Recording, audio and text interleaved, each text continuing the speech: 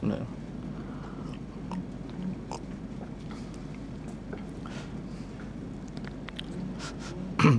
Testing. Dengar?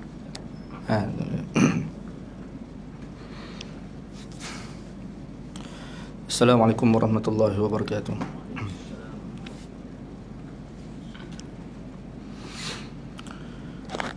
Alhamdulillahi rabbil alamin. Wassalatu wassalamu ala asyrafil anbiya'i wal mursalin wa ala alihi wa sahbihi ajma'in. Rabbi syrah li sadri wa yassir li amri wahlul 'uqdatam min lisani yafqahu qawli. Subhanaka la ilma lana illa ma 'allamtana innaka antal alimul hakim. Wala haula wala quwwata illa billahil aliyyil azim. Amma ba'd. Tuan-tuan puan-puan muslimin muslimat ahli jemaah yang dirahmati Allah Subhanahu wa taala. InsyaAllah pada hari ini kita akan menyambung kajian tafsir Al-Quran, sambungan daripada bulan lepas lah ya. Kita telah baca tafsir surah Yusuf, dan bulan lepas kita telah berhenti ayat yang ke-50 surah Yusuf, muka surat 241.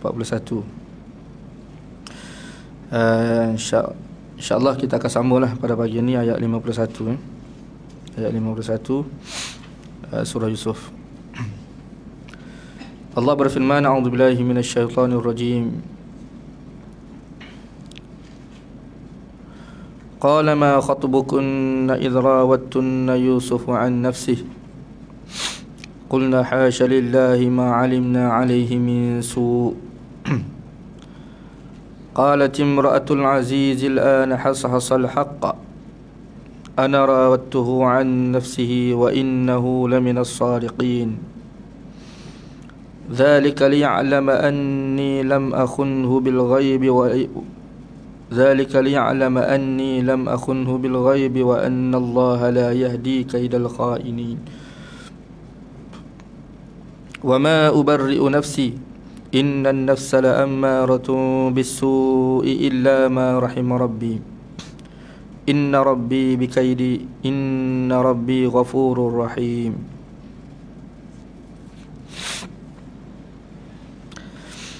Sambungan kisah Nabi Yusuf AS ya.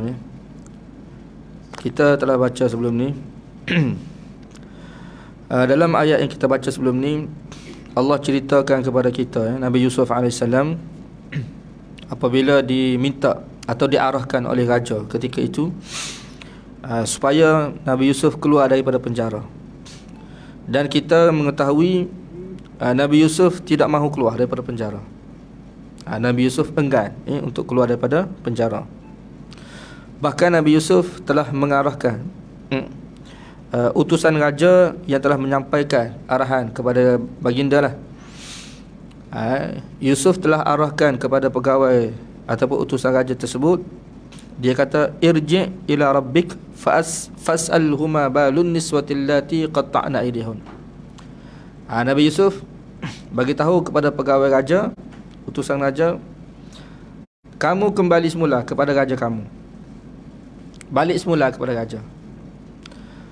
Dan kamu minta kepada raja supaya raja kamu memanggil perempuan-perempuan yang telah menghadiri majlis yang telah diadakan oleh Zulaikha, yang telah memotong jari-jari mereka. Tanya mereka tentang ni lah, tentang aku dalam penjara ni, atau tanya keadaan mereka ketika itu. Jadi saya sudah bagi tahu dah sebelum ni. Ketika inilah Raja Mesir dapat melihat, walaupun raja ketika ini belum lagi mengenali Yusuf, mana belum tengok lagi wajah Yusuf, tetapi Raja Mesir ketika itu sudah mengetahui, mana sudah kenal bahawa Yusuf ni bukan manusia yang macam biasa lah. Bukan manusia biasa. Sebab kalau manusia biasa, bila diarahkan untuk keluar daripada penjara, tentu sekali dia akan keluar daripada penjara. Kemudian mana ada manusia di dunia ni berani untuk arahkan raja untuk buat sesuatu. Kan mana ada. Tapi Nabi Yusuf ni dia apa maknanya dia seorang nabi lah, dia seorang yang bijaksana. Dia beranilah menyuruh raja tu untuk buat sesuatu. Jadi oleh kerana raja ni keinginan raja tu sendiri nak berjumpa dengan Yusuf. Sebab raja ni dia dapat tengok, dia dapat detect, kalau kita bahasa kita dapat detect lah kebijaksanaan Yusuf ini dalam beberapa situasi ni lah. Pertama, dalam tafsir mimpi sebelum ni. Di situ raja sudah sudah dapat detect dah bahawasanya manusia yang berada dalam penjara ni, banduan penjara ni lah, yang mentafsirkan mimpi raja tersebut ni tidak sama dengan banduan-banduan yang ada ketika itu lah. Maknanya seorang yang bijak. Pertama. Yang kedua, di sinilah dalam peristiwa ni raja ni pun tengok luar biasa lah. Banduan penjara ni seorang yang luar biasa, kebijaksanaan ataupun kehebatan dia lah, kita nak kata ni. Sebab dia tak mahu keluar. Dia tidak mahu keluar. Kemudian yang ketiga, dia dapat detect kebijaksanaan Yusuf ini apabila Yusuf minta untuk dia buat sesuatu. Suruh panggil tu. Panggil sebab itulah akan datang ni kita akan baca bila Nabi Yusuf keluar saja daripada penjara, terus Yusuf itu dilantik sebagai menteri. Kenapa? Sebab raja ni sudah kenal dah bahawa Yusuf ni seorang yang bijaksana. Seorang yang bijaksana ya. Jadi kita sudah baca dah sebelum ni, Nabi Yusuf telah meminta kepada raja ni supaya panggil perempuan-perempuan yang pernah hadir dalam majlis Zulaikha, tanya kepada mereka semua bagaimana keadaan mereka ketika itu apabila mereka memotong jari-jari mereka dalam majlis tersebut. Jadi raja panggil semua dah, termasuk Zulaikha sekali pun panggil ketika itu. Jadi bila semua perempuan-perempuan yang hadir dalam majlis Zulaikha ni menghadap raja, Yusuf tidak ada ketika itu, sebab Yusuf masih berada dalam penjara. Jadi raja ketika itu panggillah perempuan-perempuan dan juga Zulaikha sekali. Ada yang mengatakan raja panggil perempuan-perempuan ni dulu, Zulaikha kemudian. Tak kira. Tetapi yang penting raja ni dia tanya dulu. Dia tanya perempuan-perempuan, kawan-kawan Zulaikha dulu. Zulaikha tu kemudian. Jadi dia pun tanya. Ini perkataan raja lah. Qala ma khatabukunna idh rawattunna Yusufa an nafsi. Dia berkata, apa pasal kamu ni, keadaan kamu? Kamu telah menggoda Yusuf. Sebab ini kira-kiranya kesimpulan daripada perkataan perempuan tu lah. Boleh jadi sebelum sebelum ni ada pertanyaan-pertanyaan yang tidak Allah Subhanahu Wa Taala cerita dalam ayat ni. Boleh jadi ada. Iaitu Yusuf, raja ni tanya satu-satu keadaan mereka sehingga menyebabkan mereka itu memotong jari-jari mereka. Jadi mereka ceritalah. Jadi maksud daripada peristiwa itu adalah di sinilah perkataan raja ni. Maksudnya, apa pasal kamu ni? Keadaan kamu di waktu kamu menggoda Yusuf. Ada apa-apa tak kesalahan pada Yusuf ni? Itu maksud daripada pertanyaan ni. Jadi mereka pun jawab, ini jawapan mereka. Qulna, jawab mereka, hasya lillah, maha suci Allah Subhanahu Wa Taala. Maha suci Allah Subhanahu Wa Taala. Ma alimna alaihi min su.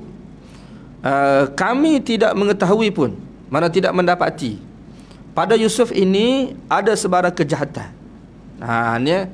Jadi sehingga Yusuf ini dimasukkan ke dalam penjara tu atas sebab kejahatan apa, kami tidak tahu. Kami tidak tahu. Kami tidak tahu di sini makna kami tidak mendapati pada Yusuf ni ada apa-apa kesalahan. Mereka kata seperti ini sebab memang mereka sendiri mendapati Yusuf tidak buat apa-apa pada mereka ketika itu. Yusuf hanya lalu saja di hadapan mereka dan Yusuf tak kata apa-apa pun, lalu je. Tak kata bersembang ke, tak kata pegang-pegang ke, tidak ada. Jadi kami tidak tahu, kami tidak mendapati ketika mana kami tengok Yusuf tu apa kejahatan Yusuf alaihissalam. Ya. Jadi berdasarkan pengalaman mereka ketika mana mereka tengok Yusuf. Jadi Yusuf tak buat apa-apa ketika itu. Yusuf hanya lalu saja. Jadi kalau tanya kejahatan memang kami tidak tahu. Bukan seorang jawab ni, semua jawab. Kalau kata 30 orang, 30 orang. Kalau ada 100 orang, 100 orang ketika itu. Tak tahulah berapa orang sebenarnya, kita tidak tahu. Cuma ramai lah. Jadi ramai bersaksi bahawa Yusuf tidak ada, tak buat apa-apa kesalahan. Ya. Jadi pertama berdasarkan pengalaman mereka sendiri. Yang kedua, iaitu ketika mana dalam ayat sebelum ni kita sudah baca kan. Iaitu ketika majlis ni Zulaikha telah bagi satu ucapan. Kalau kita masih ingat lagi dalam ayat kita baca sebelum ni, iaitu apabila perempuan-perempuan yang hadir dalam majlis Zulaikha, mereka telah memotong jari-jari mereka. Ketika itu Zulaikha berkata, qalat fazalikunna alladhi lumtunnani fihi wa laqad rawattuhu an nafsihi fasta'sam. Jadi perkataan yang diucapkan oleh Zulaikha ni didengari oleh perempuan-perempuan yang hadir pada ketika itu. Apa maksud dia? Ya, apabila mereka telah memotong jari-jari mereka, Zulaikha berkata, itulah dia lelaki. Ya, itulah dia lelaki yang kamu sebelum ni telah mencaci dan mencela aku. Ya. Jadi apa maksud dia? Maksudnya kamu tengok Yusuf ni beberapa saat saja kamu telah memotong jari-jari kamu. Aku telah bersama dengan dia dalam tempoh yang begitu lama, puluh tahun. Berpuluh tahun. Faham tak kita? Kita boleh bayangkan bagaimana keadaan Nabi Yusuf AS. Bagaimana keadaan Zulaikha.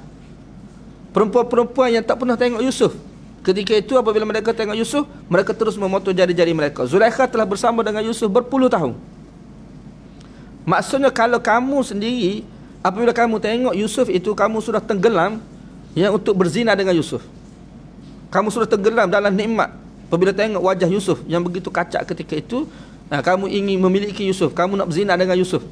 Timbul perasaan dalam hati kamu nak berzina dengan Yusuf.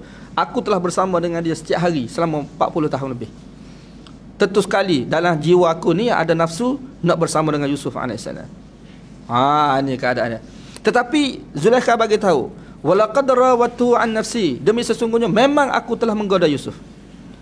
Demi sesungguhnya memang aku telah menggoda Yusuf.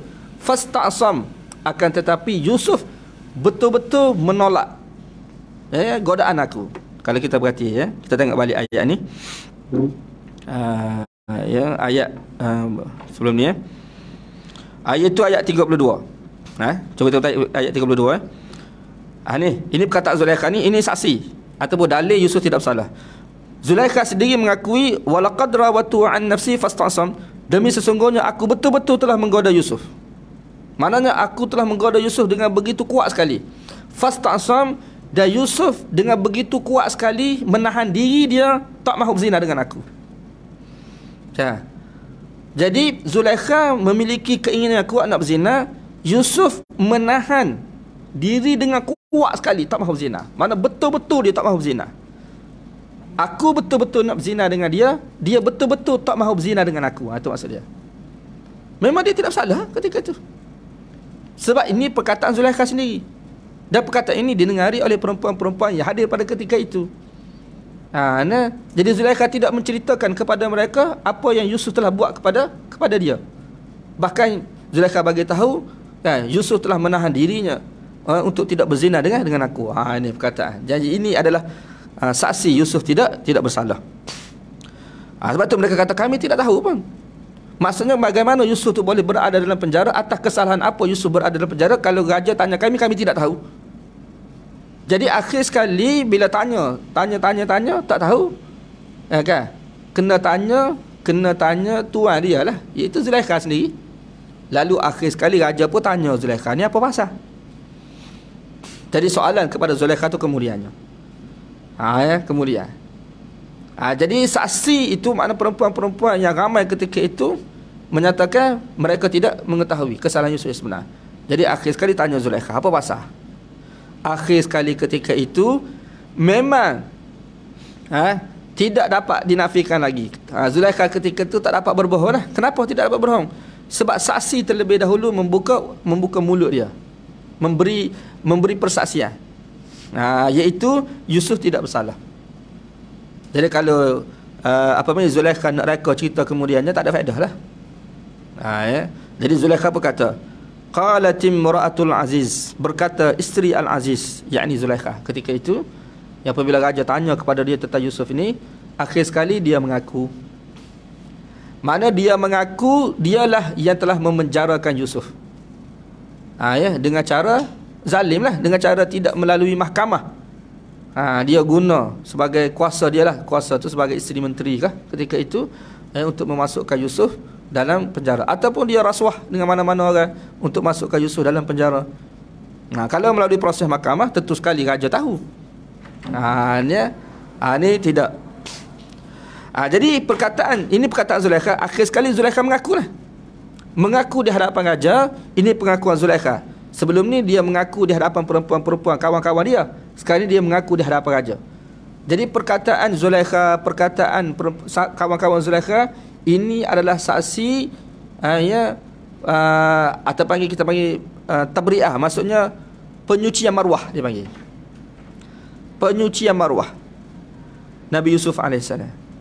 Sebab itulah saya bagi tahu dah sebelum ni, perbuatan zina ni salah satu dosa yang Allah Ta'ala tegah kita ni. Di antara dosa-dosa yang banyak, salah satu dosa yang keji. Dosa yang keji ni maknanya dosa yang mengaibkan, boleh menjatuhkan maruah kita, iaitu dosa apa dia? Zina. Zina ni satu dosa yang boleh menjatuhkan maruah. Sebab itulah dalam Islam kita tidak boleh tuduh orang berzina. Tuan-tuan pun kalau nak buat jahat pada saya nak buat jahat pada saya, contohnya pergi buat laporan polis, kata Ustaz Khairullah berzina.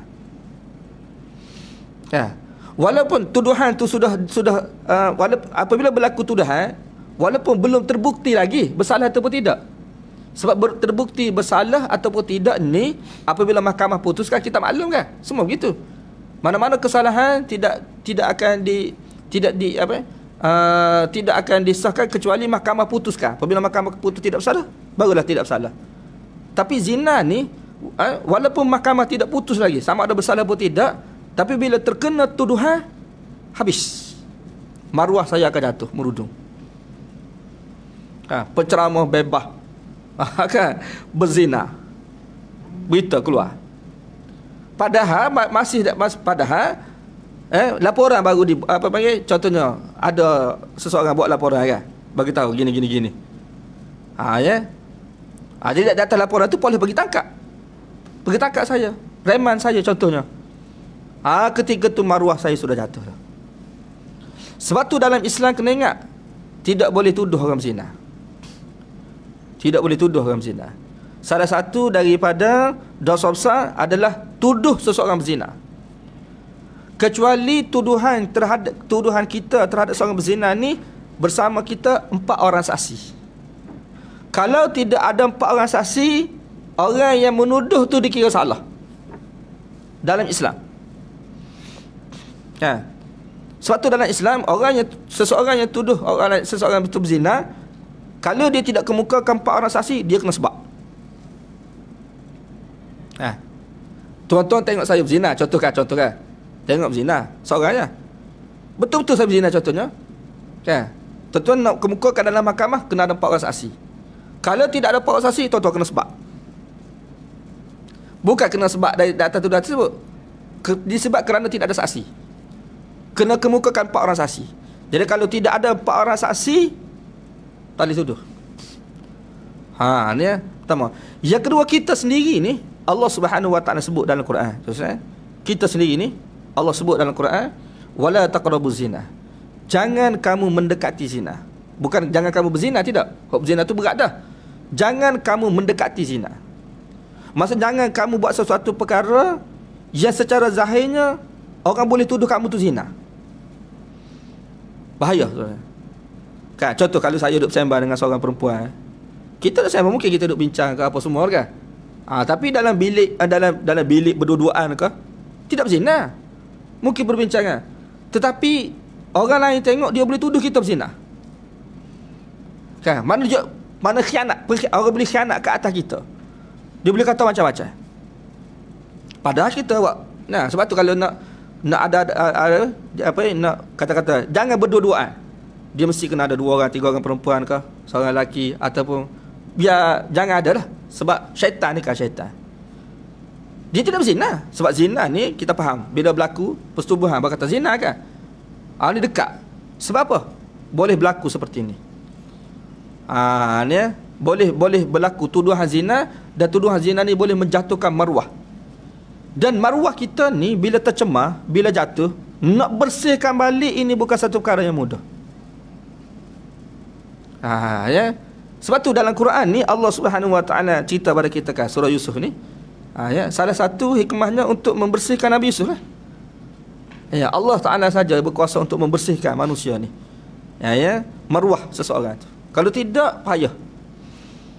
Ya, kalau kita mengaku sebab apa? Sebab manusia ni, kawan kita dulu, seorang kawan, saya tak mention nama lah. Dia dituduh cabur seorang budak. Dituduh cabur. Cerita dia panjang. Kita saya tadi. Kalau tuan-tuan pernah baca berita kan, penceramah bebas Selangor tu, dituduh mencabur seorang budak. Kemudian bila dia keluar tu, kita tanya, jumpa dia cerita satu-satu pada kita. Berlaku seperti ni. Mana jahat je media ni kan, media kan. Sepatut media tidak boleh buat seperti itu tu. Kan? Tak boleh. Maknanya patut kita baca kritikan ataupun netizen ni, komen-komen daripada netizen, hampir 90% hentam ustaz tu. Hampir 90% hentam.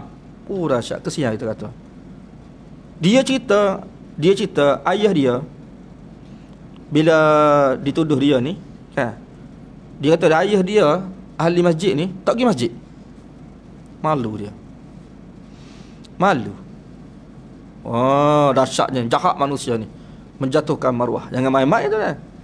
Sebab tu dosa besar orang tuduh berzina. Sebab kita sudah mencemarkan maruah. Kalau dia hilang jawatan, kalau dia hilang punca pendapatan, kalau dia hilang, dia jatuh ke bisnes dia dan sebagainya, kita tangguh dosa semua tu. Kita akan tangguh dosa. Sebab tu Allah Ta'ala teguh dalam Quran, siapa yang tuduh orang tu berzina tanpa muka pak saksi, kena sebab dia, kena hukum dia. Tidak boleh. Tengok Aisyah radhiyallahu ta'ala anha, isteri Nabi SAW, dalam peristiwa hadisul ifki kan. Ini di antara peristiwa masyhur. Dah berlaku pada bulan Syaban lah. Berlaku dalam bulan Syaban ya. Iaitu Aisyah, ketika tu dia balik bersama dengan Safwan bin Mu'attal waktu pagi. Kan? Waktu pagi. Asalnya Aisyah ni dia pergi buang air kecil. Dia dah masuk dah dalam kendati tu. Kemudian cincin dia tu hilang, dia keluar balik, sahabat tak perasan. Sahabat tak perasan Aisyah tu dia ringan. Tubuh kecil, tubuh ringan. Jadi sahabat tak perasan, sahabat kira pergi lah. Padahal kendati kosong dalam tu. Tak ada orang dah.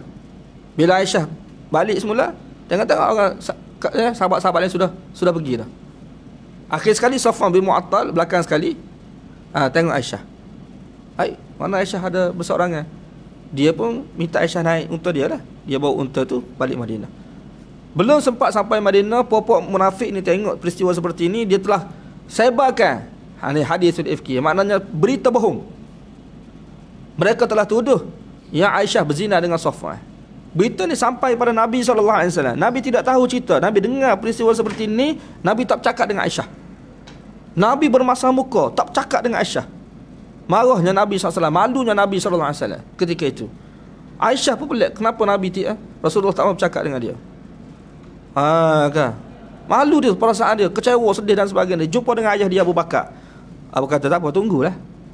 Akhir sekali Allah Ta'ala turunkan surah An-Nur untuk menyucikan maruah Aisyah radhiyallahu ta'ala anha. Tu lah. Lepas tu sampai sekarang kita tahu keadaan seperti ini sebab Allah Ta'ala cerita. Nabi Yusuf pun sama juga. Itu alhamdulillah lah orang-orang yang soleh kan. Allah sendiri yang membersihkan maruah. Selain daripada Allah, siapa nak bersihkan maruah kita? Kalau maruah kita sudah tercemar, siapa nak bersihkan maruah kita? Boleh jadi orang-orang rapat dengan kita, tuan-tuan sekalian, orang rapat dengan kita, kalau kita cerita dia percaya kan. Tetapi nak suruh keseluruhan manusia ni percaya, ini payah. Contoh kalau kita kata seorang ni dia dituduh peliwak. Dia sudah liwat kan. Walaupun mahkamah tu putus, dia tidak melewat. Tak apalah, untuk katakan pengikut dia ni percayalah dia tu tidak pelewat kan. Tetapi bagi setengah manusia masih menerima dia tu pelewat. Bukan kata semua orang tu terima dia tak pelewat. Orang yang bercerai tidak suka kan. nak berada dalam situasi supaya maruah kita ni bersih, orang terima kita semua tak berzina. Nak suruh orang terima, orang semua terima kita. Ini satu kuasa, satu keadaan yang yang payah, tidak mudah nak buat. Ya. Kecuali tengoklah. Nabi Yusuf ni Allah sendiri yang menyucikan maruah Yusuf. Dan juga Aisyah radhiyallahu taala anha. Sebab tu kita semua kan menerima dan mengakui, dan kita mengetahui bahawa dua manusia ni lah, Nabi Yusuf dan juga Aisyah ni, dia maruah dia sebenarnya tidak berzina tu sebab Allah cerita dalam Quran. Kita siapa nak cerita sebenarnya? Tahu. Lepas tu bahaya. Berhati-hati kita ni dengan perbuatan zina. Elakkanlah diri. Sebab sekali dituduh dah, habis maruah kita jatuh.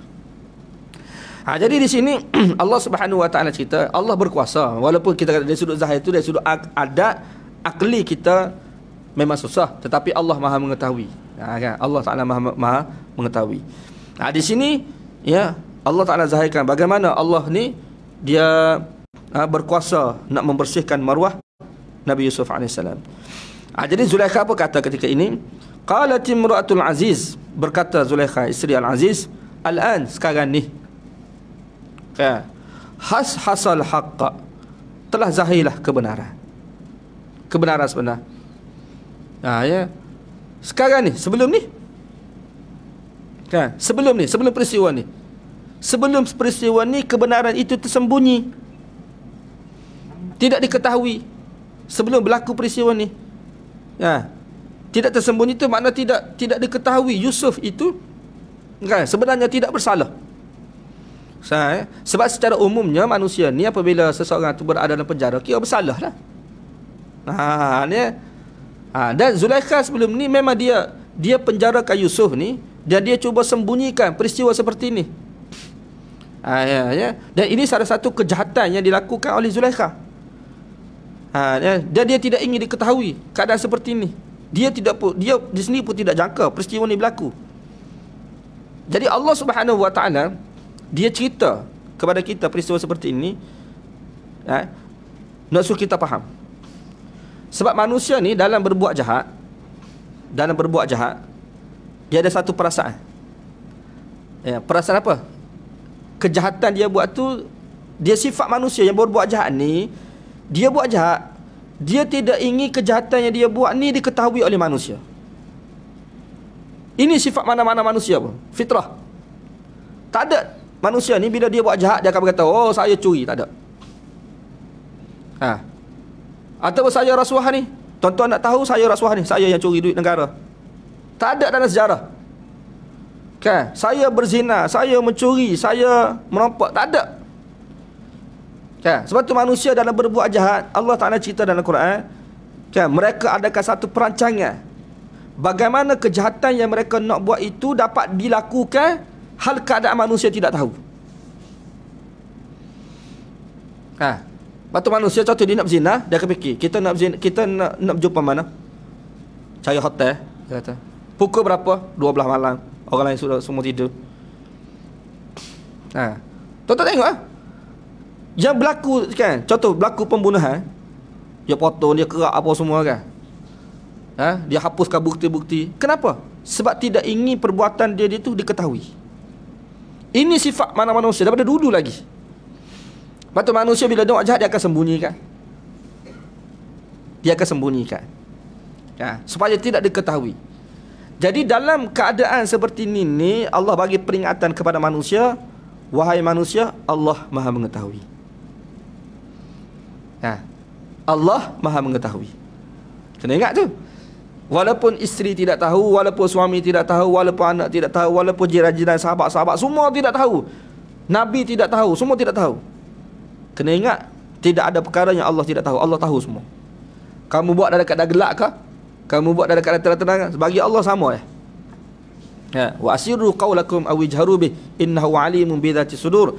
Kamu perlahanlah suara kamu, bisiklah kata. Atau kamu cakaplah kuat-kuat, bagi Allah sama saja. Allah Maha mengetahui. Kamu bisik ke? Kamu cakap kuat ke? Bagi Allah, Allah Maha mengetahui. Sama, tidak ada beza bagi Allah Subhanahu Wa Taala. Kita bisik ke ataupun kita bercakap terang-terang, sama Allah bagi peringatan kepada manusia tentang sifat ilmu Allah. Allah Maha mengetahui. Pertama, Yang kedua, oleh kerana manusia ni dia bila dia nak buat sesuatu kejahatan, dia sembunyikan kejahatan dia. Ya, Allah bagi peringatan, wahai manusia, Allah Maha mengetahui. Yang kedua, Allah berkuasa membongkarkan perkara yang kamu sembunyikan. Allah berkuasa, nak bagi tahu. Ya, kamu fikir kamu buat seperti ini, maknanya rahsia kamu ni akan selamat. Mana tidak ada orang tahu. Sebab manusia ni dia akan buat satu perancangan bila nak jahat ni, kan, macam mana kejahatan dia tu tidak diketahui, tidak terbongkar. Tu macam-macam perancangan tu. Ya. Nak ambil duit negara 30 bilion ni mudah-mudah ke? Oi, tidak mudah. Macam-macam perancangan kita buat ni. Contoh saya kata negara lain lah. Kan? Dia buat perancangan, buat gini, buat gini, supaya SPRN tidak boleh detect, bank negara tidak boleh detect, semua tak boleh detect. Penuh perancangan. Allah bagi tahu, wahai manusia, Allah berkuasa nak bongkarkan. Ya, perkara yang kamu sembunyikan itu Allah berkuasa nak membongkarkan. Saya baca satu berita guru besar. Kita baca tu kita tak terfikir pun. Sebab kita tak pernah jadi guru besar, kita guru biasa ya dulu kan. Kan. Pandai dia usaha ni. Dia buka syarikat sendiri, dia buka tenda sendiri, dia minta sendiri, semua lulus sendiri. Kan? Dia sendiri luluskan peruntukan dia sendiri. Mana akhir sekali duit masuk poket dia? Secara zahir kita nampak sebab apa? Sebab ada syarikat, ada tenda, ada semua dia kan. Akhir sekali terperangkap juga dengan SPRN. Mana terbongkar juga, terkantai juga. Padahal dia buat perancangan dah tu, supaya tidak diketahui oleh, kan, kita kata SPRN kau siapa-siapa kau, penuh perancangan. Tapi akhir sekali terbongkar juga. Berapa banyak kan kalau kita tengok perkara-perkara yang disembunyikan oleh manusia akhir sekali terbongkar. Jadi Allah cerita dalam Quran ni, Allah nak bagi tahu kepada manusia, kan, perkara yang kamu sembunyikan itu Allah berkuasa nak membongkarkan. Dan Allah buktikan dalam Quran ni. Dalam juzuk yang pertama ada satu peristiwa berlaku, ya, pembunuhan. Wa idh qataltum nafsan faddaratum fiha. Ingatlah di waktu kamu membunuh seorang lelaki, tak diketahui siapa pembunuh.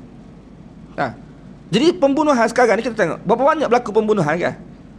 Pembunuhan berlaku tapi siapa bunuh tak tahu. Keadaan di dunia sekarang ni sebenarnya dalam Quran sudah ada dah. Bukan peristiwa yang baru berlaku, tidak. Kan? Lama dah Allah tak cerita, ada dah dulu. Faddaratum fiha, maka berlaku pergaduhan sesama kamu, mana tuduh menuduh. Satu kumpulan kata kamu bunuh, satu kumpulan kata kamu bunuh. Jadi tuduhan berlaku ni sebab diketahui. Kalau tahu tak boleh tuduh. Biasanya mayat ni daripada kampung A dijumpai dalam kampung B. Jadi kampung A tuduh kampung B bunuh. Sebab apa? Sebab jumpa di kampung B. Penduduk kampung B kata, ni penduduk kampung A ni, kampung A bunuh, je letak kampung kita. Jadi berlaku pergaduhan. Apa berlaku?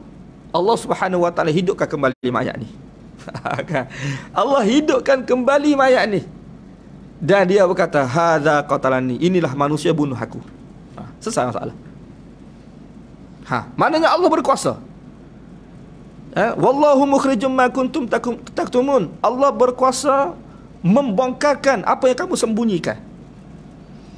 Jadi segala usaha manusia untuk menyembunyikan kejahatan yang mereka buat ni, untuk satu tempoh tertentu okeylah. Ya.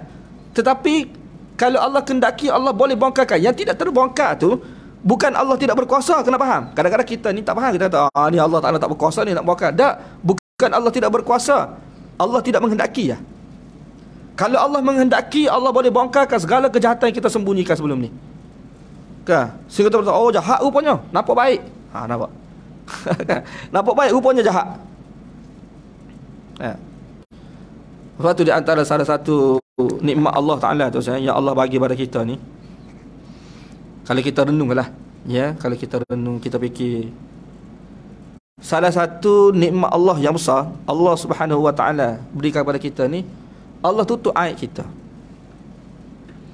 Allah Ta'ala tutup aib kita, keaiban yang ada pada kita ni. keburukan yang ada pada kita ni. Sebab tu kita nampak baik. Orang nampak kita baik, menyebabkan kita diterima untuk bekerja. Sebab dia tidak diketahui. Kalau Allah Ta'ala bongkarkan hakikat kita sebenarnya, Allah Ta'ala tahu, Allah bongkarkan, habis kita. Ni salah satu nikmat. Kita jangan nampak nikmat Allah tu duit saja, kereta yang Allah bagi pada. Tidak. Aib yang ada pada kita tu. Sebab tu Allah larang kita untuk buka aib manusia tu. Jangan. Jangan buka aib manusia. Aib di sini pun tak boleh buka. Sebab tu Allah mana nak jaga diri kita lah.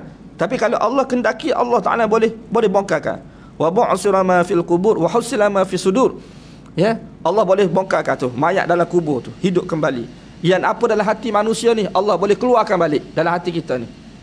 Semua. Jadi di sini Allah nak bagi tahu, Allah Maha mengetahui. Pertama, yang kedua, Allah berkuasa membongkarkan perkara yang Allah Ta'ala ketahui tersebut sehingga diketahui oleh manusia semua. Bila yang perkara yang Allah kejahatan-kejahatan manusia yang Allah akan bongkarkan? Bila? Akhirat nanti. Akhirat nanti. Allah akan bongkarkan segala kejahatan-kejahatan manusia. Ni kalau Allah tidak ampunkan dosa-dosa kita ni, dosa-dosa yang kita buat di dunia, kita sembunyikan, boleh jadi di dunia ni Allah tidak bongkarkan, tapi Allah bongkarkan di hari akhirat. Sehingga semua manusia tahu, bukan saja ahli keluarga kita tahu, semua manusia pun tahu bagaimana perasaan kita ketika itu. Bagaimana ni salah satu azab Allah Subhanahu wa taala. Sebab tu salah satu nikmat Allah yang Allah bagi pada kita ni, mana dosa-dosa kita ni Allah Taala tutup ataupun Allah hapuskan. Allah hapuskan dosa-dosa kita. Tidak zahir di hari akhirat nanti. Ini nikmat besar. Salah satu nikmat besar yang Allah berikan kepada manusia. Jadi kita kena faham lah. Sebab kalau kita faham situasi seperti ini, kita tak akan buat dosa. Sekarang ni manusia berani melakukan dosa. Kenapa? Sebab dia sangka perbuatan dia itu tidak diketahui. Kalau orang yang, contohnya orang yang rasuah, kalau dia tahu perbuatan dia ni satu masa nanti akan terbongkar, dia rasuah tak?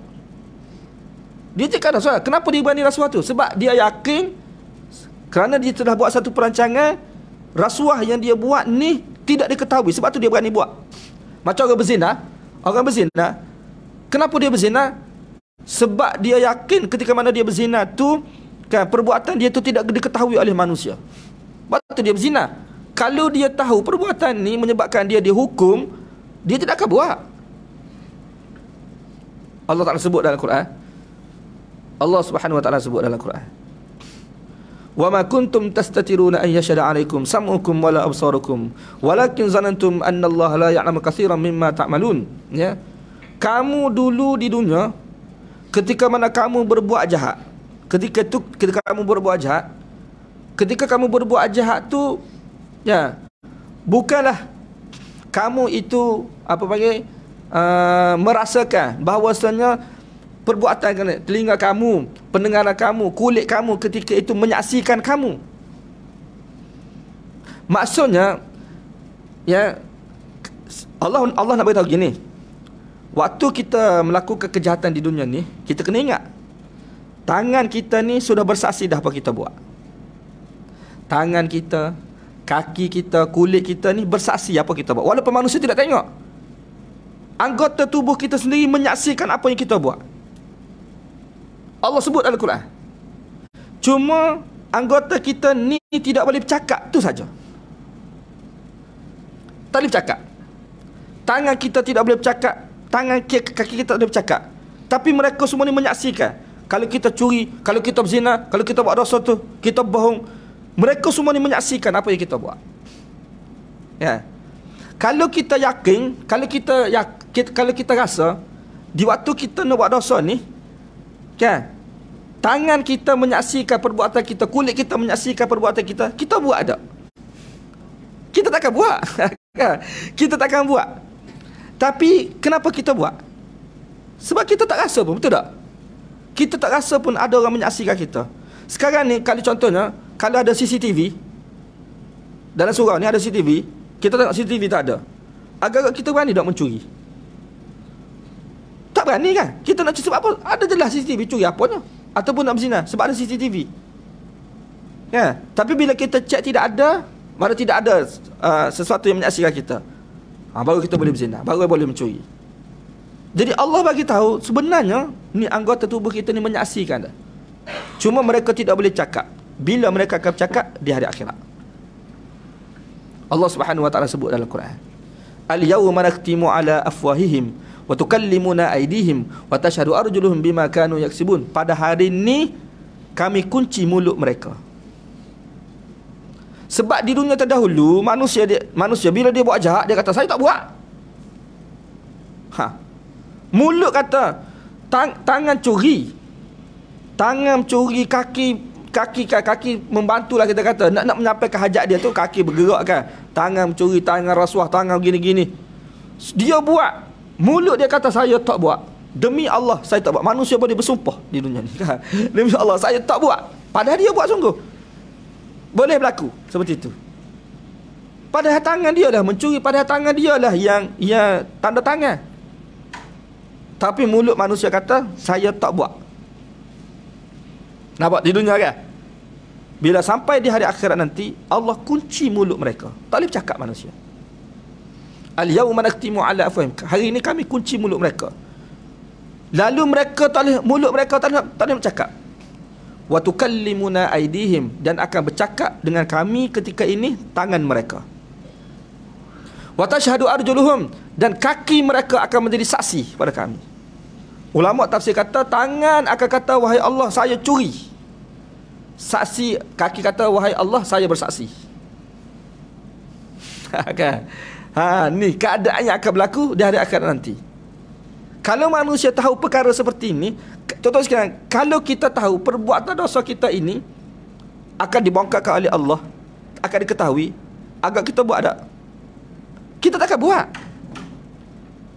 Kita buat kerana apa? Walakin zanantum annallaha la ya'lamu katsiran mimma ta'malun. Akan tetapi kamu menyangka perbuatan dosa yang kamu buat tu Allah tak tahu, ataupun Allah Ta'ala tidak berkuasa untuk membongkarkannya. Kan? Sebab itulah manusia ni kalau dia tahu dua sifat ni, saya terangkan tadi kan, dalam bab dosa ni Allah Maha mengetahui dan Allah berkuasa membongkarkan. Kalau ada yakin kita terhadap dua sifat Allah Ta'ala ni ada dalam hati kita, kita tidak akan buat dosa. Kita tidak akan buat dosa. Jadi kita berani buat dosa tu sebab kan, kita sangka Allah Ta'ala tidak tahu, ataupun Allah Ta'ala tidak bongkarkan perbuatan kita, tidak diketahui, ataupun terlepas. Istilah kita terlepas. Jadi di sini sebab itulah kalau kita perhati perkataan Zulaikha, sebelum ni dalam satu tempoh yang agak lama lah, ya, dia sembunyikan Yusuf dalam penjara tu, tidak diketahui pun oleh raja. Raja tidak tahu. Raja tidak tahu tu Ustaz. Sedangkan proses memasukkan manusia dalam penjara itu urusan raja, bukan urusan manusia biasa. Macam kita mahkamah dekat. Mahkamah bukan tengah kerajaan tu. Kerajaan kena tahu tu kan. Kan. Lepas tu akhir sekali dia kata al-an, sekarang ni. Sekarang ni bukan akhirat ni, dunia. Dunia ni. Sekarang ni hasal haqq. Telah zahir kebenaran. Kebenaran sebenar. Yang sebelum ni kebenaran disembunyikan, tidak diketahui. Akhir sekali terbongkar. Lalu ketika ni dia pun mengaku. Mengaku. Sebelum tu tak mengaku kan. Sekarang ni mengaku. Dia berkata ana rawattu an nafsihi, wahai raja, akulah yang telah menggoda dia. Wa innahu laminas sadiqin, sesungguhnya Yusuf itu dari kalangan orang yang benar, iaitu dia tidak berzina. Walaupun aku menggoda dia, tapi dia tak mahu berzina. Bukan aku menggoda dia, dia termakan godaan aku lalu dia berzina. Tak.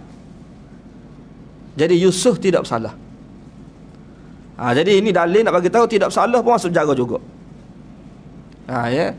Lepas tu saya sudah sebut dah, kita kena ingat bukan semua manusia ada dalam penjara tu bersalah semua. Boleh jadi ada tidak bersalah tapi dimasukkan dalam penjara. Ya. Zalika, pengakuan aku ini. Sebab dia ketika ni Zulaikha mengaku. Mana dia menggoda, Yusuf tak mahu zina. Jadi godaan tu berlaku, cuma zina tak berlaku. Jadi zina tak berlaku tu kerana Yusuf menahan diri dia daripada berzina. Kalau Yusuf tidak menahan diri daripada zina, maka akan berlaku zina. Sebab apa? Sebab Zulaikha betul-betul nak berzina dengan dia. Kan? Jadi zina berlaku ni apabila dua-dua ingin berzina. Kalau salah seorang tidak ingin berzina, jadi zina tidak berlaku. Dia tidak panggil zina, dia panggil kirogo, dia panggil. Kan? Istilah kita lah. Ia bukan zina. Zina ni apabila kedua-duanya bersetuju. Jadi tak berlaku zina. Jadi aku mengaku ni liya'lama, kan, supaya Yusuf mengetahui anni lam akhunhu, bahawa aku tidak mengkhianati dia lagi. Lam akhun ni maksudnya aku tidak mengkhianati dia lagi sebagaimana sebelum ni. Sebab sebelum ni Yusuf, Zulaikha telah mengkhianati Yusuf sehingga Yusuf masuk dalam penjara sebelum ni. Sekarang ni dia mengaku ni supaya Yusuf tu mengetahui sekarang ni dia tidak buat khianat kepada Yusuf lagi seperti mana sebelum ni. Bil ghaib, hal keadaan dia sekarang ni tidak ada di sini. Sebab Zulaikha kalau dia tidak mengaku, makna dia telah mengkhianati Yusuf. Sekarang ni dia mengaku ni, mana dia tidak mengkhianati Yusuf. Dia sendiri mengakui. Kan? Mana godaan daripada dia, Yusuf tidak mahu berzina. Wa annallaha la yahdi kaidal khainin, dan bahawasanya Allah tidak memberi petunjuk. Tidak memberi petunjuk di sini, mana tidak memberi kejayaan kepada orang-orang. La yahdi, tidak memberi petunjuk, ya, kaidal khainin, terhadap perancangan orang-orang yang khianat. Orang khianat ni dia ada perancangan dia. Tidak memberi petunjuk di sini dengan arti kata, maksudnya tidak memberi kejayaan terhadap perancangan jahat ni. Jadi mana-mana manusia yang khianat, bila mereka buat perancangan, boleh jadi perancangan tu berlaku. Allah, bila Allah Ta'ala izinkan, berlakulah, kan? Jadi berlaku tu bukan bermaksud Allah redha, tidak, kan? Jadi berlaku tu Allah Ta'ala izinkan berlaku, tapi Allah humban dalam neraka Jahannam. Jadi orang khianat ni, mana-mana perancangan orang jahat, orang yang khianat ni, perancangan jahat dia tidak memberi apa-apa kejayaan dia di hari akhir nanti. Walaupun dia dapat, tapi di hari akhir Allah akan humban dalam neraka Jahannam. Mana pengakhiran yang bagi orang khianat ni adalah neraka Jahannam. Itu maksud dia. Kan? Bukan Yahdi di sini maksudnya kita buat perancangan jahat ni berlaku, jadi. Jadi itu tidak semestinya betul. Berlaku, ada kesan ni. Contoh beginilah, kita nak mencuri, kan? Kita nak mencuri, kita pun adakah perancangan dengan baik macam mana kita nak mencuri. Kita pun bila kita buat perancangan rapi, akhir sekali kita dapat curi, kita dapat ropok harta, kan? 30 bilion hilang duit kerajaan. Contoh kita kata. Selamat kita. Duit kita dapat, hukuman terlepas. SPRN tak dapat detect, bank negara tak dapat detect, semua tak dapat detect. Terlepas kita. Jadi terlepas di sini kejayaankah? Kan? Terlepas di sini kejayaankah? Tak. Terlepas di dunia, di hari akhirat tidak terlepas. Ya. Jadi berjaya di dunia, gagal di hari akhirat. Maksudnya di dunia terlepas, tapi bila mati Allah humban dalam neraka Jahannam. Jadi orang yang khianat ni tidak ada apa-apa kejayaan daripada Allah Subhanahu Wa Taala. Ya. Jadi zahir dapat berjaya, tapi hakikatnya pengakhiran dia tidak berjaya.